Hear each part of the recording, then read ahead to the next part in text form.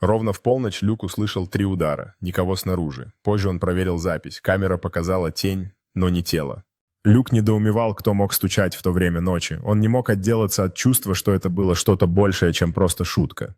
Он задумался, стоит ли позвонить другу или просто игнорировать это. Ночь продолжала тянуться, а в воздухе витало ощущение тревоги. Каждая секунда казалась вечностью. Люк начал чувствовать, что тень может быть предвестником чего-то страшного.